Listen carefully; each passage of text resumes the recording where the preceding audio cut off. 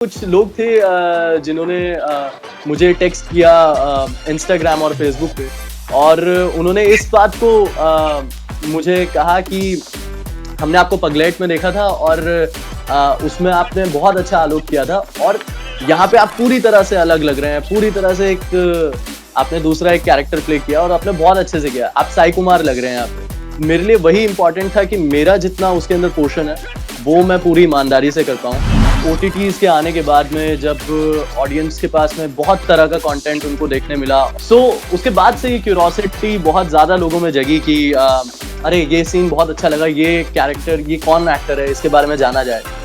OTTs ने बहुत help किया है इस चीज़ को। अब देखिए, मतलब ऐसा भी जमाना आ गया है कि आप किसी को पगलैट कह रहे हैं और वो बुरा नहीं मान रहा है, उनके लिए ये प्राउड की बात है कि हाँ भाई, हमें पगलैट कहा गया, क्योंकि भाई पगलैट इनकी फिल्म का नाम है। अभी लेकिन पगलैट में आएंगे बाद में, लेकिन अभी मीनाक्षी सुंदरेश्वर, भाई बहुत तारीफ हो रही है फिल्म की। भाग्यश्री के बेटे हैं इसमें, सानिया मल्होत्रा है इसमें, और साथ में इसमें चेतन शर्मा है। तो चेतन, जिन्होंने फिल्म नहीं देखी है, सिर्फ तारीफ सुनी है, तो उन्हें जरा बता दीजिए अपने किरदार के बारे में और थोड़ा सा फिल्म के बारे में, ताकि उनको पता भी चल जाए।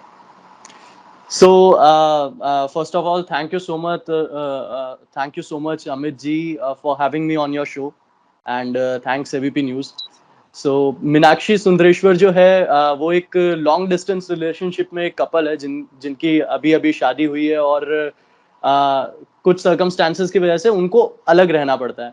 और उसके बाद में लॉन्ग डिस्टेंस में, जैसे हमें पता है हमारी जो यंग जनरेशन है उनको किस तरह की प्रॉब्लम से डील करना पड़ता है और वो फैमिली भी मैनेज करते हैं, वो एक दूसरे के स्पेशल ओकेजन्स को भी उनको मैनेज करना पड़ता है और बहुत सारे हर्डल्स आते हैं, उन सब से टैकल करते हैं वो और वो कोशिश करते हैं कि किस तरह इस चीज़ को वर्कआउट किया जाए, जबकि उनके रिलेशनशिप को भी बहुत ज़्यादा टाइम नहीं हुआ है और मीनाक्षी सुंदरेश्वर में तो इनकी शादी ही कुछ समय पहले हुई है। हाँ, फिल्म उनकी खट्टी मीठी नोक-झोंक और जो उनकी हसल रहती है उसके बारे में है। और बाकी मैं इस फ़िल्म के अंदर साई कुमार नाम से एक कैरेक्टर है, जो कि मैं पोर्ट्रे कर रहा हूँ और साई सुंदर का कलीग है। सुंदर जिस जॉब के लिए बैंगलोर पहुँचते हैं, वहाँ पे उनके रूममेट और कलीग जो हैं, वो साई कुमार हैं और हमारा एक गैंग है। लेकिन साई इज़ अ गाय जो कि थोड़ा इनसिक्योर है अपने पोटेंशियल को लेकर और उसको कोई भी ऐसा लगता है कि अरे! इससे मुझे खतरा हो सकता है। तो सुंदर एक ऐसा कैरेक्टर है जिससे उसको हमेशा एक थ्रेट बना रहता है कि यार ये बहुत टैलेंटेड है और ये मेरे सामने बहुत बड़ा चैलेंज है इसको ओवरटेक करना। वो हमेशा उसको लेकर स्केप्टिकल है और वो कोशिश करता है उसके लिए नई-नई प्रॉब्लम्स क्रिएट करना। हाँ, बेसिकली ये है। आजकल हम देखते हैं कि भाई पहले तो क्या होता था ना, कि हीरो होता था, हीरोइन होती थी, विलन होता था। ठीक है, फिल्म में जो है ना 3 ही लोग होते थे। जब इंटरव्यू होता था, या तो हीरो का होता था या भैया हीरोइन का होता था, मतलब वही होता था। आज हम देखते हैं कि जो और कैरेक्टर्स भी हैं, फिल्में हों या वेब सीरीज हों, आपने सेक्रेड गेम्स में भी काम किया है, बहुत कुछ काम चेतन ने किया है, उसको उस पर भी हम इनसे जो है बातचीत करेंगे। लेकिन आपको लगता है कि आजकल जैसे आप निभा रहे हैं हीरो के दोस्त का कैरेक्टर, इस तरह के जो कैरेक्टर होते हैं वो कहीं ना कहीं लोगों को बहुत ज्यादा पसंद आने लगे हैं और सोशल मीडिया के दौर में लोग जानने लगे हैं कि अच्छा, हीरो का दोस्त तो यहाँ चेतन शर्मा है, या फिर फलाना जो विलन है उसके साथ जो था वो ये वाला एक्टर है। तो ये आपको लगता है ये बदलाव जो है, ये जो एक्टर्स हैं उनके लिए कहीं ना कहीं एक पॉजिटिविटी वाली बात है, या कहीं ना कहीं एक रिकॉग्निशन जो है वो इजी हो गई है? बिल्कुल मतलब OTTs के आने के बाद में जब ऑडियंस के पास में बहुत तरह का कंटेंट उनको देखने मिला और वो किसी भी प्रोजेक्ट को या किसी भी परफॉर्मेंस को सिर्फ इस बात से जज करना शुरू किया जब कि उनको कितना मज़ा आ रहा है या कितना एंगेजिंग है। उसके बाद से ये क्यूरोसिटी बहुत ज़्यादा लोगों में जगी कि अरे! ये सीन बहुत अच्छा लगा, ये कैरेक्टर, ये कौन एक्टर है, इसके बारे में जाना जाए। OTTs ने बहुत हेल्प किया है इस चीज़ को। अर्लियर थोड़ा मुश्किल होता था क्योंकि उस तरह से लिखा भी नहीं जाता था या फिर अगर लिखा जाता था तो उसको उस तरह पोर्ट्रे नहीं किया जाता था। लेकिन हाँ, अभी सब कुछ बहुत एक्सेसिबल है। जैसे जिन लोगों ने मुझे एप्रिशिएट किया पगलेट और मीनाक्षी सुंदरेश्वर में, तो they could find me on Google, Instagram उनको मिल गया, फेसबुक, और वहाँ से उन्होंने कनेक्ट किया उन्होंने अप्रिशिएट किया कि उस चीज़ को। So this is a really good thing और ये चेंज बहुत ही अच्छा है। अभी लोग किसी भी परफॉर्मेंस को सिर्फ उसके वर्थ पे देखते हैं कि ये ऑडियंस में बहुत अच्छा चेंज आया है, क्योंकि उनके पास में कंटेंट इतना सारा है और उनके पास में वो उसको सिर्फ उस पे जज करेंगे कि कितना अच्छा उनको कोई परफॉर्मेंस लग रहा है।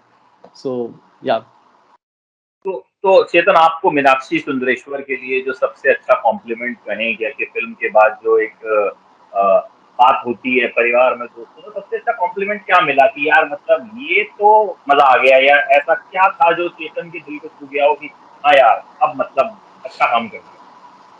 एक मेरे पास बहुत ही प्यारा मैसेज आया। फैमिली और फ्रेंड्स जो होते हैं वो तो आपको हमेशा अप्रिशिएट करते ही हैं और उधर थोड़ा जज करना मुश्किल हो पाता है कि ये क्रिटिसिज्म छुपा रहे हैं या क्या कर रहे हैं, लेकिन आपका बच्चा तो मतलब मम्मी हाँ तो कहेगी कि बेटा, मेरा राजा बेटा सबसे सुंदर है, ठीक है, बाकी वो राइट हीरो से भी सुंदर है। राइट तो वो आप भी हाँ समझते हैं तो। लेकिन हाँ, लेकिन उसके अलावा कुछ लोग थे जिन्होंने मुझे टेक्स्ट किया इंस्टाग्राम और फेसबुक पे, और उन्होंने इस बात को मुझे कहा कि हमने आपको पगलेट में देखा था और उसमें आपने बहुत अच्छा आलोक किया था, और यहाँ पे आप पूरी तरह से अलग लग रहे हैं, पूरी तरह से आपने दूसरा एक कैरेक्टर प्ले किया और आपने बहुत अच्छे से किया, आप साई कुमार लग रहे हैं यहाँ पे। सो वो मेरे लिए बहुत एक अच्छा कॉम्प्लीमेंट था कि I could make the difference between these two acts, और लोग उसको नोटिस कर रहे हैं और स्पेशली उसको मेंशन करना उनको जरूरी लगता है। सो ये this is a big thing for any artist कि वो अपने एक काम को दूसरे से डिफर कर पाए। वही कहा मैंने, सूर्यवंशी देखी तो उसमें जो दो फीमेल पुलिस ऑफिसर्स हैं उनको हमने ढूंढा, वो Dev ji got very popular, Niharika और हेलन। तो मैं वही कह रहा हूँ राइट कि छोटे किरदार कई बार आपके दिल को इस तरह से छू जाते हैं, भले ही जो राइट लेंथ होती है वो कम होती है लेकिन इम्पैक्ट बहुत बड़ा होता है। तो राइट किस तरह की मीनाक्षी सुंदरेश्वर जो है आपको मिली, और किस तरह का ये जो है सफर रहा पूरा इस फिल्म का? सो मैं एक्चुअली पगलेट के लिए उस वक्त शूट कर रहा था जब मीनाक्षी सुंदरेश्वर की कास्टिंग चल रही थी, और जो कास्टिंग डिपार्टमेंट है तरन बजाज का, उन्होंने उधर से मुझे कॉल आया और उन्होंने कहा कि चेतन एक इस तरह का टेस्ट है। उन्होंने एक ब्रीफ दिया मुझे जिसके अंदर थोड़ा कैरेक्टर के बारे में डिस्क्राइब किया हुआ था, उसकी इनसिक्योरिटी, और बता रखा था कि वो टैलेंटेड है, सिंसियर है, लेकिन वो कोशिश करता है क्योंकि उसको पता है उसका टैलेंट थोड़ा कम है, तो वो कोशिश करता है कि सिंसियर बन के क्लास में, जैसे वो बच्चे होते हैं जो पढ़ने में उतने अच्छे नहीं होते हैं, लेकिन वो टीचर के गुड बुक्स में आने के लिए बाकी सारे डिसिप्लिन वाली चीजें करते हैं। सो साई काफी कुछ वैसा कैरेक्टर था और मुझे बहुत अच्छे से उन्होंने एक्सप्लेन किया। सो मैंने वहीं से एक सेल्फ टेस्ट भेजा, और उसके बाद में मुंबई आने के बाद में कुछ और टेस्ट हुए थे। फिर हाँ, फिर उसके बाद में हमारे जो डायरेक्टर हैं विवेक सोनी, उनके साथ डिस्कशन हुआ, और मुझे लगता है शायद उसके बाद में उनको लगा कि हाँ चेतन कैन बी साई कुमार, और वहां से ये हुआ। तो भाग्यश्री के बेटे हैं इसमें, तो कहीं लगा नहीं कि अभिमन्यु जो है कि भाई ये तो मतलब इनके डेब्यू के लिए फिल्म बनाई जा रही है, तो मतलब बिल्कुल ही कहीं ऐसा ना हो कि रोल मेरा बिल्कुल ही एकदम छोटा सा हो, या कुछ उस तरह सा ओवर ओवर कुछ ज्यादा ओवर पार, तो डेफिनेटली वो मेन हीरो हैं तो होंगे, लेकिन कहीं ऐसा नहीं लगा कि यार बिल्कुल ही कहीं ऐसा ना हो यार कुछ हुई ना। ये मतलब विवेक सर के साथ में मेरे जो डिस्कशंस रहे थे वहां पे he made sure and he convinced मी कि मतलब ये कैरेक्टर जो है ये बहुत ही इसका एक आर्क है अपना, इसकी अपनी इनसिक्योरिटीज हैं, अपनी वल्नरेबिलिटी है, और उस सबको एक्सप्लोर किया जा रहा है फिल्म के अंदर। सो और मैंने विवेक सर के पिछले जो प्रोजेक्ट्स हैं वो भी मैं जानता हूँ, so he is a very fine director, so I really wanted to work with him. And हाँ, जहाँ तक अभिमन्यु की बात है, सो प्रोजेक्ट्स में किस तरह होता है कि एक कहानी होती है जो कि एक मेन जो आपकी कहानी है, और आपको उसको कॉम्प्लीमेंट करना होता है, and that's your bit as an actor, as an artist. एक मेन मुद्दा होता है and you contribute to it, आप उसमें अपना टेक देते हैं, एंड देन यू आर फिर आप वहां से चले जाते हैं। सो मेरे लिए वही इंपॉर्टेंट था कि मेरा जितना उसके अंदर पोर्शन है वो मैं पूरी ईमानदारी से कर पाऊँ, और अभिमन्यु भी बहुत अच्छे हैं, मतलब उन्होंने कहीं पे भी हमें शूट करते वक्त हम दोस्तों की तरह हम बातें करते थे, टेक्स के बाद में भी हम लोग मस्ती करते थे। तो और he is a very fun guy, so I am very glad कि I got to work with him, he is a very good और एक्टर। अभिमन्यु और सान्या ने कोई स्टार्स वाले टेंट्रम वेंट्रम तो नहीं दिखाए कि भाई हम तो बहुत बड़े स्टार हैं और ऐसा है वैसा नहीं नहीं नहीं, मतलब सान्या के साथ तो दूसरा प्रोजेक्ट था मेरा, और है? तो हालांकि मैं हमारे कोई हीरोइन को सीन्स। जानता हूँ। जी। ये रहा होगा ना कि हीरोइन को तो मैं पहले से जानता हूँ। हाँ एक ये कंफर्ट तो लेवल की आ ही जाता है जब आप किसी के साथ काम कर चुके होते हैं, तो ये तो राइट होता ही है। राइट। सो इनिशियली किसी को सान्या को नहीं पता था कि I am going to be a part of Meenakshi Sundareshwar, लेकिन जब उनको पता चला तो she congratulated me, that was a really sweet gesture on her part. And उसके बाद में जब हम लोग सेट पे भी मिले तो हमारे जो डायरेक्टर हैं उन्होंने मुझे बताया कि सान्या बहुत तारीफ कर रही थी तुम्हारी। So Sanya had seen my work in Pagglait, and apart from that उन्होंने थोड़ा बहुत और भी कुछ कुछ काम मेरे देखे थे, तो उनको काफी पसंद था वो। तो मेरे लिए वो बहुत आसान रहा कि मेरे को वो कंफर्ट था सेट के ऊपर कि हाँ ठीक है, इतना कुछ नया नहीं है, मतलब ये एक बड़ा सेटअप है जहाँ पे मैं कंफर्टेबली काम कर सकता हूँ। सो मेरे को कहीं से भी कोई हार्ड टाइम नहीं मिला, बहुत अच्छा रहा। अच्छा, सेक्रेड गेम्स सीजन 2 में भी आप काम कर चुके हैं, जी काफी चर्चित वेब सीरीज रही है, तो वो कैसा एक्सपीरियंस रहा? वो प्रोजेक्ट जो है वो किस तरह से मिला था आपको, उसके बारे में हम जरूर चाहेंगे कि आप वो भी बताएं, क्योंकि वो कहीं ना कहीं आपके जो सबसे बड़े प्रोजेक्ट्स कहे जाएं उनमें से एक माना जाएगा। सीक्रेट गेम्स अपने जी आप में जो है एक ऐसी फ्रेंचाइजी है जिसके साथ जुड़ना ही अपने आप में बड़ी बात जी जी। सो सेक्रेट गेम्स के लिए भी कुछ ऑडिशंस वगैरह रहे थे, हमने मुंबई में ही मैंने जाके ऑडिशन दिए थे। और उसके बाद में कुछ राउंड्स होते हैं जहाँ पे आपको और ज़्यादा ब्रीफ किया जाता है कैरेक्टर के बारे में, और फिर देखा जाता है कि उसका आप कितना, आपके ऊपर असर है उसका, आप पे क्या आप अपनी परफॉर्मेंस में चेंज कर पा रहे हैं। फिर जब काफ़ी चीज़ें थोड़ी पुख्ता हो गई थी, उसके बाद में नीरज गेवान सर के साथ में मुझे मिलने का मौका मिला, और सर के साथ जो डिस्कशंस रहे थे, वहाँ पे सर ने मुझे और अच्छे से एक्सप्लेन किया कि चेतन, ये जो कैरेक्टर है ये विक्टिम है एक लिंचिंग का, और इस तरह के बैकग्राउंड से बिलोंग करता है।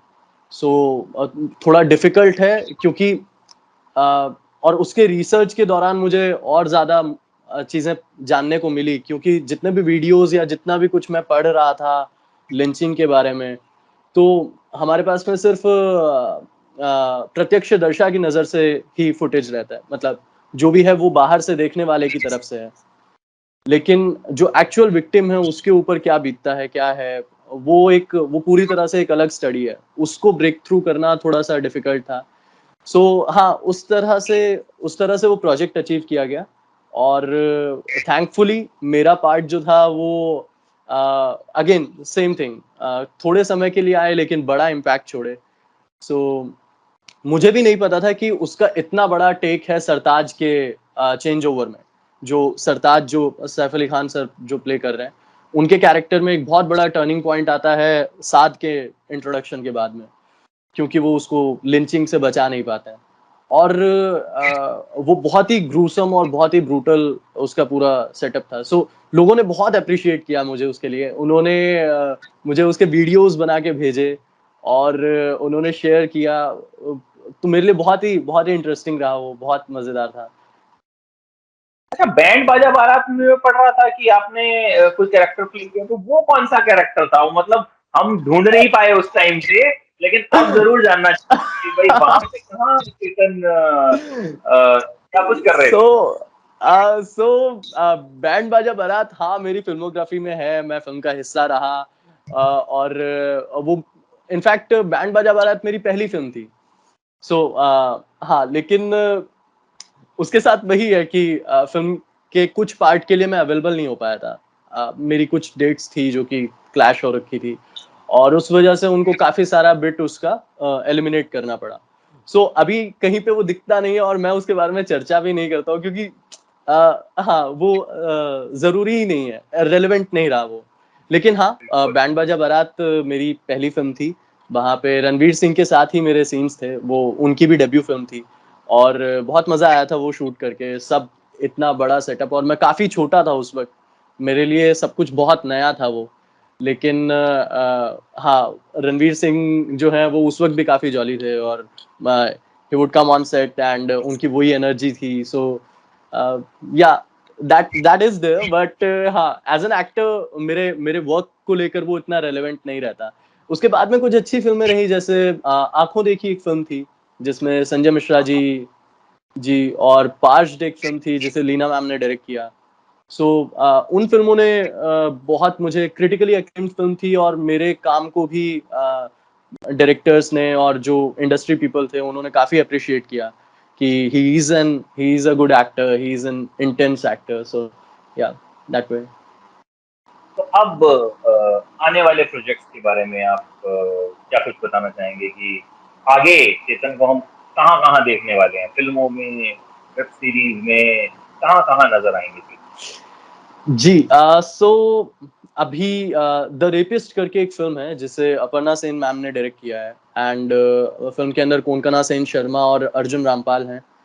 फ़िल्म को हाल ही में बुसान इंटरनेशनल फ़िल्म फेस्टिवल में दिखाया गया और वहाँ पे फ़िल्म को किम जिसोक अवार्ड भी मिला जो कि बहुत ही प्रेस्टीजियस अवार्ड है वहाँ पे। और फ़िल्म को जिन लोगों रिव्यूअर्स ने देखा है, उन्होंने बहुत एप्रिशिएट किया है। It's a very hard hitting film, बहुत ही इंटेंस फ़िल्म है और काफ़ी इम्पोर्टेंट टॉपिक्स के ऊपर वो बात करती है। सो वो है जो कि प्रोबेबली नेक्स्ट ईयर तक आप देख पाएँगे एंड अपार्ट फ्रॉम दैट एक वेब सीरीज़ है ट्रायल बाय फायर जिसे प्रशांत नायर सर ने डायरेक्ट किया है और अ, उसका काम अभी कुछ समय पहले ही मेरा शूट कंप्लीट हुआ है सो वो भी मोस्ट प्रोबेबली नेक्स्ट ईयर तक ओटीटी पे रहेगा and there are some independent films I am really looking up to so there is one को हम जिसे शिरीष खेमरिया ने डायरेक्ट किया he is a young director and very beautiful film को हम नाम से अशोक जमनानी जी की एक नोवेल है उसके ऊपर आधारित है वो फिल्म और हमने काफ़ी मेहनत करी है उसके लिए। So let's see fingers crossed. Fingers crossed और मीनाक्षी सुंदरेश्वर ने जिस तरह का रिकॉग्निशन एक बार आपको फिर से दिलवाया है, उम्मीद करते हैं कि आगे जितने भी प्रोजेक्ट्स आ रहे हैं उसमें जो है अभी तो मुझे लगता है ये छोटा पैकेट बड़ा धमाका वाली बात हो गई, लेकिन फिर बड़ा जी, पैकेट और बड़ा धमाका होगा और फिर से जो है आपसे बातचीत करेंगे। बहुत-बहुत शुक्रिया चेतन एबीपी न्यूज़ के साथ बातचीत करने के लिए। Wish you all the thank you best so for much. The future. Thank you so Thank you much. so much. Thank you so much, Amit, for having me here, and it was wonderful talking to you. Thank you so much. Good bye. Thank you.